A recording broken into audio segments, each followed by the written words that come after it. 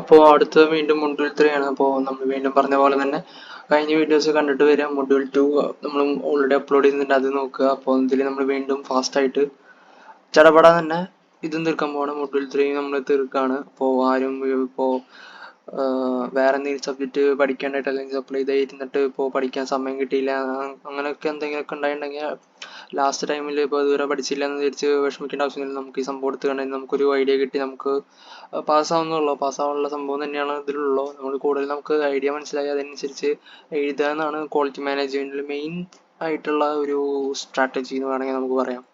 അപ്പോൾ പിന്നെ ഇത് അല്ലെങ്കിൽ പിന്നെ ഇത് പഠിക്കാനായിട്ട് മുമ്പ് കാണാം അല്ലെങ്കിൽ പഠിച്ചു കഴിഞ്ഞിട്ട് കാണാം. ഇനി പഠിക്കണവരാണെങ്കിൽ അത് കാണണമെങ്കിൽ അപ്പോൾ രണ്ട് രീതിയിലും ചെയ്യാം.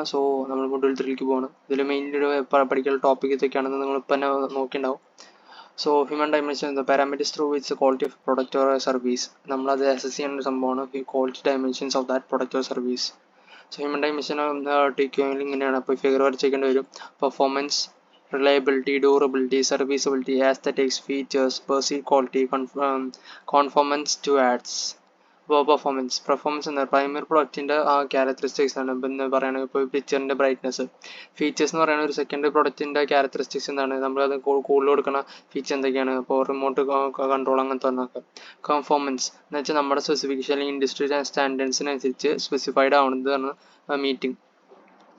അത് മീറ്റ് ചെയ്യാൻ വേണ്ടിയിട്ട് നോക്കുന്നത്. Consistency of performance over time. നമ്മൾ സമയം കൂടുന്നതോറും സമയത്തിനനുസരിച്ച് പെർഫോമൻസിൽ നല്ല കൺസിസ്റ്റൻ്റ് ആയിട്ട് വർക്ക് ചെയ്യുകയാണെങ്കിൽ കൺസിസ്റ്റൻസി വരികയാണെങ്കിൽ അതിന് നമ്മൾ റിലയബിലിറ്റി എന്ന് പറയും. അല്ലെങ്കിൽ average time for unit failure, എന്തെങ്കിലും ഒരു സംഭവം ഫെയിൽ ആവാനുള്ള ഒരു ആവറേജ് ടൈം. പിന്നെ ഡ്യൂറബിലിറ്റി എന്ന് വെച്ചാൽ യൂസ്ഫുൾ ലൈഫ്, എത്ര കാലത്തോളം ഇരിക്കുന്നുള്ളത് നമുക്കറിയാവുന്നതാണ്. Resolution of problem. സർവീസ് എന്ന് പറയുന്നത് എങ്ങനെ പ്രോബ്ലം നമുക്ക് വർക്ക് ചെയ്ത് നല്ല രീതിയിൽ ഇതാക്കി എടുക്കാം. കംപ്ലയിൻസും പിന്നെ എങ്ങനെ എളുപ്പമായിട്ട് നമുക്ക് റീപ്പയർ ചെയ്യാൻ പറ്റിയതൊക്കെയാണ് service. Sensory characteristics such as exterior finish. Aesthetics എന്ന് വെച്ചാൽ പുറത്തുനിന്ന് കാണുമ്പോൾ നല്ല നമ്മൾ ആസ്തെറ്റിക്സ് എന്നൊക്കെ പറയും, നല്ല രസം കാണാനുള്ള രസം, അതൊക്കെയാണ് aesthetics. Reputation, past performance and other intangibles such as being ranked first, അതാണ് റെപ്യൂട്ടേഷൻ. ടോപ്പ് മാനേജ്മെന്റ് കമ്മിറ്റ്മെന്റിലുള്ള ടോപ്പ് മാനേജർ എന്ന് വെച്ചാൽ ഒരു പേഴ്സൺ അല്ലെങ്കിൽ ഗ്രൂപ്പ് ഓഫ് പീപ്പിൾ, അത് അവർ ഈ ഓർഗനൈസേഷനെ കൺട്രോൾ ചെയ്യുക അല്ലെങ്കിൽ അതിനെ ഇന്നത് ചെയ്യുന്നതൊക്കെ പറയുന്നത് ഹൈ ലെവലിൽ എന്ന് പറയുന്നതാണ് top manager. Manage commitment implies the direct participation വളരെ മുകളിൽ ഏറ്റവും ടോപ്പ് ഇരിക്കുന്ന മാനേജർ ആൾക്കാർ ഇതിലേക്ക് കമ്മിറ്റ്മെന്റ് എടുത്ത ഒരു പ്രവർത്തിക്കുന്നുണ്ടെന്ന് കാണിക്കുന്നതാണ് മാനേജ്മെന്റ് കമ്മിറ്റ്മെന്റ്. അതിപ്പോൾ എല്ലാ സ്റ്റെപ്സിനും ഇപ്പം എന്തെങ്കിലും ഇമ്പോർട്ടൻ്റ് ആയിട്ടുള്ള കാര്യങ്ങൾ അല്ലെങ്കിൽ സേഫ്റ്റി വരുന്നതും പലമായിട്ടുള്ള കാര്യങ്ങൾ, ക്വാളിറ്റി, ഒരു എൻവയോൺമെന്റിൽ വരുന്ന കാര്യങ്ങൾ, അതുപോലത്തെ സെക്യൂരിറ്റി, അപ്പോൾ ഓർഗനൈസർ എല്ലാ കാര്യങ്ങളും അവർ മുന്നിട്ട് കണ്ട് കാര്യങ്ങൾ ചെയ്യുമെന്നാണ് മാനേജ്മെന്റ് കമ്മിറ്റ്മെന്റ് വരുന്നത്. അതൊരു വളരെ ഇമ്പോർട്ടൻ്റ് ആയിട്ടുള്ള ഒരു റെസ്പോൺസിബിലിറ്റി ആണ്. കാരണം എന്ന് വെച്ചാൽ ഒരു നല്ലൊരു കണ്ടിന്യൂസ് ആയിട്ട് ഇമ്പ്രൂവ് ചെയ്യുന്ന ഒരു എൻവയോൺമെന്റ് ഉണ്ടാക്കിയെടുക്കുക എന്നുള്ളത് ടോപ്പ് മാനേജ്മെന്റിന്റെ ഒരു കമ്മിറ്റ്മെന്റ് തന്നെയാണത്. അപ്പോൾ ടോപ്പ് മാനേജർ ഷുഡ് ബി എപ്പോഴും ആക്റ്റീവായിട്ട് നിൽക്കണം. ഓർഗനൈസേഷൻ്റെ ക്വാളിറ്റി ഇമ്പ്രൂവ് ചെയ്യാനായിട്ട് നോക്കണം.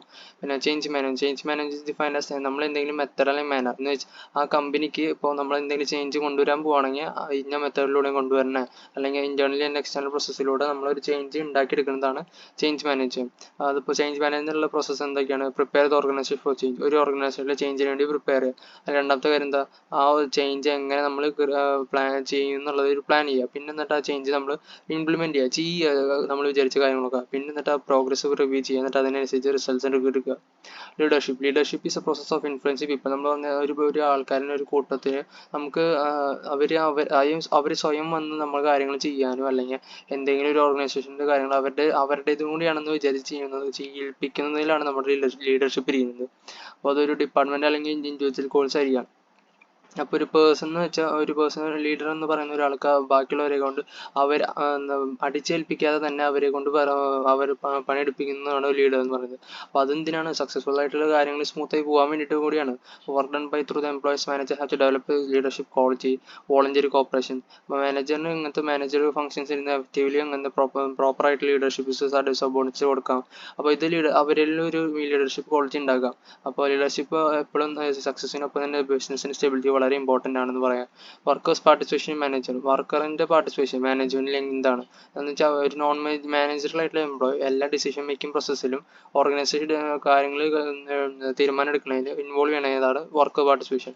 അപ്പോൾ വർക്കർ പാർട്ടിസിപ്പേഷൻ്റെ ഒബ്ജക്റ്റീവ്സ് എന്താണെന്ന് നോക്കിയാൽ, അപ്പോൾ ഒരു വർക്കറിനെ മോട്ടിവേറ്റ് ചെയ്യും, പിന്നെ അവർക്കുള്ള കണ്ടീഷൻസും, അപ്പോൾ എംപ്ലോയീസിന് ഇത്തിരി നല്ല റിലേഷൻ ആവും അവർ തമ്മിൽ.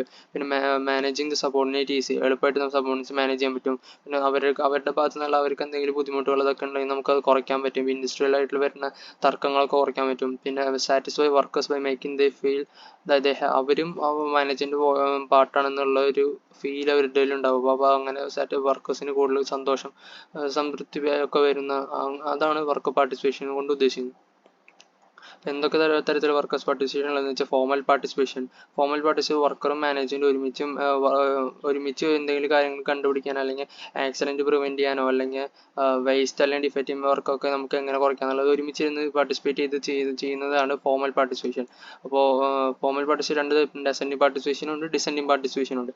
അസെൻഡിങ് പാർട്ടിസിപ്പേഷനിൽ നമുക്ക് ഇത്ര കൂട്ടം വർക്കേഴ്സ് സെലക്ട് ചെയ്യുന്ന ആൾക്കാരെ മാത്രം എടുത്തിട്ട് മാനേജർ ഡിസിഷൻ എടുക്കുന്നതാണ് ascending participation. Descending participation workers ആണ് കൂടുതലും പാർട്ടിസിപ്പേറ്റ് ചെയ്യുക. അവരുടെ സ്വന്തമായിട്ടുള്ള വർക്ക് എന്ന് വെച്ചാൽ ഒരു എക്സാമ്പിൾ പറയുകയാണ്, ഒരു foreman taking decision to reduce absentees of വർക്കറിന്റെ കൂട്ടത്തിലുള്ള ഒരു ലീഡർ ഉണ്ടെങ്കിൽ അയാൾ മുന്നിട്ട് വന്നിട്ട് ഒരു ഡിസിഷൻ എടുക്കുകയാണ്, വർക്കേഴ്സിന് തമ്മിലുള്ള അവർ മുടങ്ങുന്നത് കുറയ്ക്കാൻ വേണ്ടി എന്തെങ്കിലും ഒരു കാര്യം ഫ്രണ്ടിലേക്ക് ഇങ്ങനെ വെക്കണത്. So informal participation is not to be recognised by manager recognise ചെയ്യേണ്ട കാര്യമില്ല. അതായത് ഇൻഫോർമൽ ആയിട്ട് അവിടെ നടക്കുന്ന ഒരു സംഭവമാണ്, അതാണ് informal participation. So employ involvement എന്ന് പറയുന്നത് ഒരു എൻവയോൺമെന്റിൽ എന്തെങ്കിലും പീപ്പിൾസിന് അല്ലെങ്കിൽ അവർക്ക് എന്തെങ്കിലും ഇമ്പാക്ട്, അല്ലെങ്കിൽ ഇപ്പോൾ എന്തെങ്കിലും ഡിസിഷനോ അല്ലെങ്കിൽ ആക്ഷൻ, അവരുടെ ജോബിനെ എഫക്ട് ചെയ്യണ എന്തെങ്കിലും ആക്ഷനോ ഡിസിഷനോ എടുക്കണം ഒരു മാനേജറിന് എടുക്കുകയാണെങ്കിൽ ഈ എംപ്ലോയീസിനെ അതിന് ഇൻവോൾവ് ചെയ്യണ ഒരു സംഭവത്തിനാണ്, അങ്ങനത്തെ ഒരു ചുറ്റുപാട് ക്രിയേറ്റ് ചെയ്യണതിനാണ് എംപ്ലോയ് ഇൻവോൾവ്മെന്റ് എന്ന് പറയുന്നത്. എംപ്ലോയ്മെന്റ് എന്ന് പറയുന്നത് മാനേജിന്റെ പോലെ ലീഡർഷിപ്പ് ഫിലോസഫിയിൽ ഒരു എങ്ങനെ ആൾക്കാരെ നമുക്ക് എൻഗേജ് ചെയ്യിപ്പിക്കാം, അവർ കൂടുതൽ എങ്ങനെ അവരെ കൂടുതൽ നമ്മുടെ ഓർഗനൈസേഷൻ കോൺട്രിബ്യൂട്ട് ചെയ്യിപ്പിക്കാം, എങ്ങനെ നല്ല രീതിയിൽ കണ്ടിന്യൂസ് ആയിട്ടുള്ള ഇമ്പ്രൂവ്മെന്റ് വരുത്താം, ongoing success of work organisation എങ്ങനെ ഇമ്പ്രൂവ് ചെയ്യുക, ഇതൊക്കെയാണ് എംപ്ലോയി ഇൻവോൾവ്മെന്റിൽ വരുന്നത്. എംപവർമെന്റ് എന്നാണ് എന്ന് വെച്ചാൽ എംപ്ലോയീസ്, മാനേജേഴ്സ് അല്ലെങ്കിൽ എന്തെങ്കിലും ടീംസ്, എല്ലാ ഓർഗനൈസേഷൻ്റെ എല്ലാ ലെവൽസിലുള്ള ഒരു ടീംസിനൊക്കെ നമ്മൾ അവർക്ക് പവർ കൊടുക്കണം. എന്തെങ്കിലും ഡിസിഷൻ അവർ സ്വയം എടുത്ത് എന്താ പറയുക സുപ്പീരിയൻസിൻ്റെ ചോദിക്കാതെ എടുത്ത് അവരുടെ തീരുമാനം നടപ്പിലാക്കാൻ വേണ്ടിയിട്ട് കൊടുക്കുന്ന ഒരു സംഭവമാണ് എംപവർമെന്റ്. നമുക്ക് subordinates means superior have to share their authority and power with the subordinates. അവരുടെ തലപ്പത്തിരിക്കുന്ന ആൾക്കാർ അല്ലെങ്കിൽ സുപ്പീരിയർ ആയിട്ടുള്ള ആൾക്കാർ അവരുടെ ഒപ്പം തന്നെ സബോർഡിനേറ്റ്സ് ആയിട്ട് അവരുടെ പവർ ഷെയർ ചെയ്യുന്നതിലൂടെ നല്ല സ്മൂത്ത് വർക്ക് ഫ്ലോ ഉണ്ടാവാനുള്ള സഹായിക്കും. Companies have increasingly implement empowerment because of the benefits of empowered employees. പിന്നെന്താ എംപവർമെന്റ് ഇനി മോട്ടിവേഷൻ എന്ന ഒരു പ്രോസസ് ഓഫ് സ്റ്റിമുലേറ്റിംഗ്. നമ്മൾ പറഞ്ഞ പോലെ ആൾക്കാരെ കൊണ്ട് വർക്ക് ചെയ്യിപ്പിക്കുക എന്നുള്ളൊരു അതിനെ എങ്ങനെ ചെയ്യിപ്പിക്കുക എന്നുള്ള സംഭവമാണ് മോട്ടിവേഷൻ. ആൾക്കാർ പല രീതിയിലുള്ള മോട്ടിവേഷൻ ഉണ്ടാവാതിരിക്കുക. അപ്പം ഒരു സബോർഡിനേറ്റ്സിനെ നമ്മൾ കൂടുതൽ വർക്ക് ചെയ്യാനും അന്നേരം ഹാർഡ് വർക്ക് എടുക്കാനും അവരുടെ ആവശ്യമുള്ള കമ്പനിക്ക് എന്താണ് ആവശ്യകതമായിട്ടുള്ള ഒരു ഒബ്ജക്റ്റീവ് ക്ലിയർ ചെയ്യാനുള്ളത് എങ്ങനെ അവരെ കൊണ്ട് പണിയെടുപ്പിച്ച് അത് ഇൻസ്പയർ ചെയ്യിപ്പിക്കാന്നാണ് മോട്ടിവേഷൻ ഉദ്ദേശിക്കുന്നത്. അപ്പോൾ മോട്ടിവേഷൻ എല്ലാ മാനേജറിൻ്റെ ഒരു ടാസ്ക്കാണ്, അത് എല്ലാ ലെവലിലും ഉണ്ടായിരിക്കും.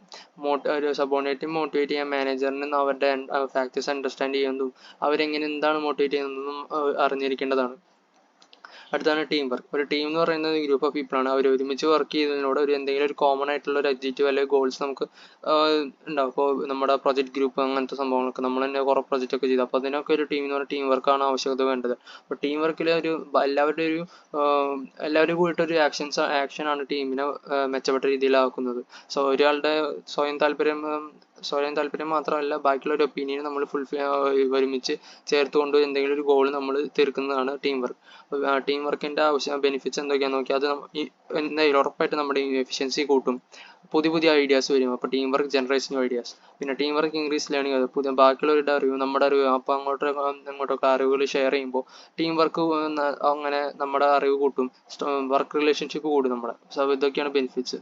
സെൽഫ് മാനേജിങ് ടീംസ് വെച്ചാൽ അവർ തന്നെ സ്വന്തമായിട്ട് ടീമിനെ അങ്ങോട്ടും മാനേജ് ചെയ്യും. Group employees within an organisation share the responsibility. Planning തൊട്ട് വർക്ക് എക്സിക്യൂട്ട് ചെയ്യുന്ന ഒരു പൂർണ്ണമായിട്ടുള്ള ഒരു ഉത്തരവാദിത്തം എല്ലാവർക്കും ഉണ്ടായിരിക്കും. നേരെ മറിച്ച് ഒരു ലീഡറിന് മാത്രമല്ലാതെ എല്ലാവർക്കും ആ ഒരു ഉത്തരവാദിത്തം ഉണ്ടാവുന്നതാണ് സെൽഫ് മാനേജിങ് ടീം എന്ന് വെച്ചാൽ അവിടെ ഒരു മാനേജറിന്റെ സൂപ്പർവിഷനേ ഇല്ല. അപ്പോൾ ഈ ഒരു മോഡലിൽ ടീം മെമ്പേഴ്സ് തന്നെയാണ് അവരുടെ കാര്യങ്ങൾ പോണതും എന്തൊക്കെ പ്രോസസ്സ് ചെയ്യണതും എങ്ങനെ ഷെഡ്യൂൾ ചെയ്യണതും അവരുടെ ഇത് തീരുമാനിക്കുന്നത്. അപ്പോൾ ഇതിൻ്റെ ഒരു ഉപകാരം എന്താണെന്ന് വെച്ചാൽ എംപ്ലോയീസിന് പുതിയ സ്കിൽസ് ഡെവലപ്പ് ചെയ്യാം, അവർ കൂടുതൽ മോട്ടിവേറ്റഡ് ആവും. പിന്നെ അത് കോസ്റ്റ് എഫക്റ്റീവ് ആണ്.